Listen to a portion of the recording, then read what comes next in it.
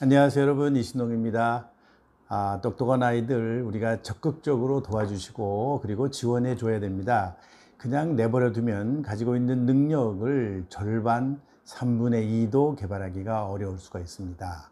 그래서 저는 늘 똑똑한 아이들, 특히 영재 아이들, 그리고 아주 뛰어난 능력을 타고난 아이들을 어떻게 도와주어야 되느냐에 관해서 관심을 가지고 고민하고 있습니다. 그래서 함께 키우는 그런 운동이 필요하다고 생각합니다. 오늘은 제가 이런 말씀을 드리려고 합니다. 지능이란 무엇이냐에 관한 겁니다. 많은 부모님들이 지능에 관해서 관심이 많아요.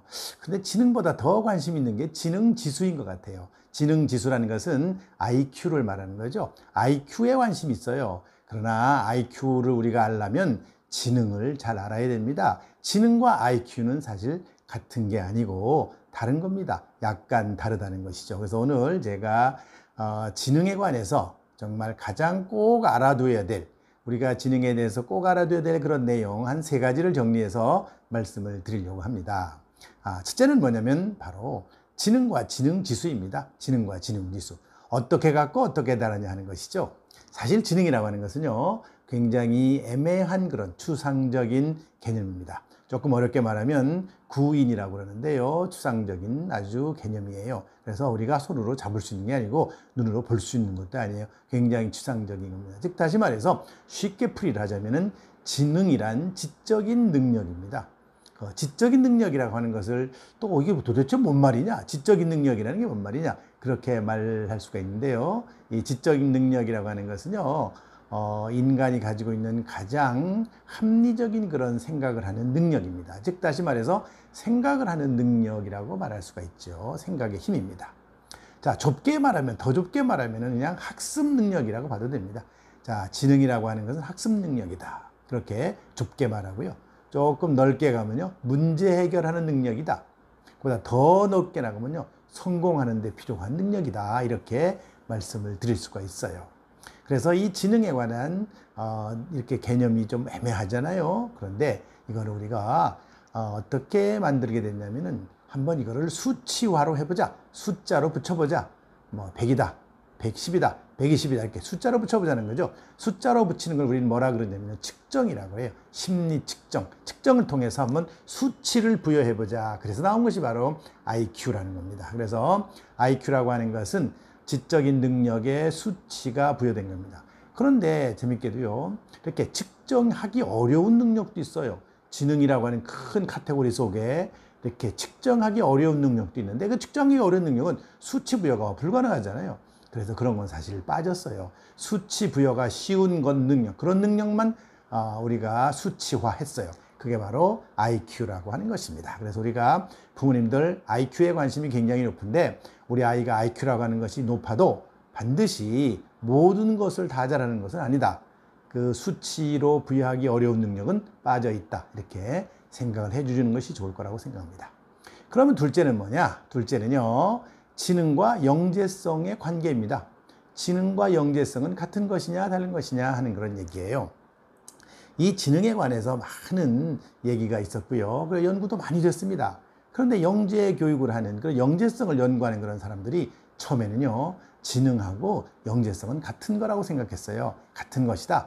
거의 같은 것이다 라고 생각을 했어요. 그런데 이 지능이라고 하는 것이 사실 영재성하고 같을 수도 있지만 다른 부분도 있다는 겁니다. 특히 다시 말해서 영재성은 지능보다 더 큰 개념으로 점점 이해하기 시작했어요. 즉 다시 말해서 영재성은 재능으로 발전해서 나가는데요, 재능이라는 것을 발전해 나가고 결국에는 어떤 커다란 성취를 가져오게 되는데 이 지능이라고 하는 것이 사실은 모든 영재성을 설명하지를 못해요. 또 그래서 처음에는요, 우리가 잘 아는 이 터만이라고 하는 교수는 영재성과 지능을 같은 것으로 봤어요. 그래서 지능 검사를 가지고 뽑은 그런 능력들이 전부 다 영재성이다라고 생각을 했죠. 그러나 서서히 시간이 지나면서 우리가 잘 아는, 영재 교육에서 잘 아는 렌줄리 같은 그런 사람은 여기에다가 지적인 능력 이외의 것을 집어넣었어요. 예를 들면 우리가 능력이라고 하는 것, 지적 능력이라고 하는 것도 중요하지만 거기에 플러스 창의성, 거기다 플러스 과제 집착력이라고 하는 것, 특히 재밌는 게 과제 집착력이죠. 이 과제 집착력을 집어넣었어요. 그래가지고 비지적인 그런 것도 영재성을 구성하는 데 중요한 요인이 된다라고 설명을 했어요. 그래서 지능과 영재성은 사실 같지 않다라고 보는 게 일반적입니다. 그런데 그러면 우리가 쉽게 영재성을 알아보기 위해서 뭔가 이렇게 수치화할 수 있는 것이 있느냐?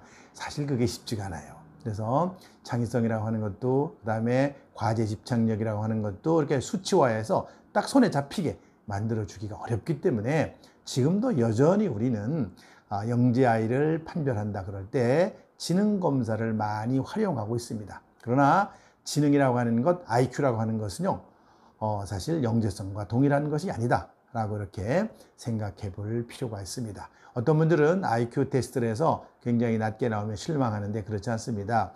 그 수치는, IQ라고 하는 수치는 사실 그 아이가 측정할 수 있는 능력만 나온 점수이기 때문에 너무 실망할 필요 없습니다. 나중에 두고 봐야 되는 것이죠. 그 다음에 세 번째는 바로 이런 겁니다. 지능과 학업 성취와의 관계입니다. 지능과 학업 성취는 어떤 관계가 있느냐? 자, 지능이 높으면 공부를 잘할 것이냐? 사실 학교 공부는요, 대부분 우리나라인 경우 대단히 분석적인 능력이 많습니다. 학교에서 공부를 잘하는 아이들은 분석적인 능력이 높은 아이들이 공부를 잘하게 돼 있어요. 그런데 이 지능이라고 하는 것은 굉장히 논리적이고 분석적인 그런 능력을 측정하는 경우가 많습니다. 대부분의 그 하위 요인들이 그런 거를 주로 측정을 해요. 그러다 보니까 사실 학업 성취를 설명하는 게 굉장히 중요한 변인인 건 분명해요. 지능이라고 하는 것이 학업 성취에 많은 것을 설명해요. 그러나 전부를 설명하는 건 절대 아니에요. 학업 성취 중에 늘 그러지만 맥시멈, 최고로 볼 때 50%. 어떤 아이가 100점을 맞았다. 그러면 그 100점을 맞는데 기여한 그 아이의 능력 중에 50% 정도는 지적 능력에서 온 것이고 나머지 50%는 다른 데서 온 것이에요. 그렇기 때문에 IQ만 높다고 공부를 잘하는 것이 반드시 아니다. IQ가 높으면 50점을 맞을 수가 있다. 100점 만점에 50점을 맞을 수 있지만 그러나 나머지 50점이 낮아버리면 사실은 70점짜리가 되기도 하고 80점짜리가 돼요. IQ가 굉장히 높은데도 80점, 85점 선에서 멈추는 아이도 많이 있어요.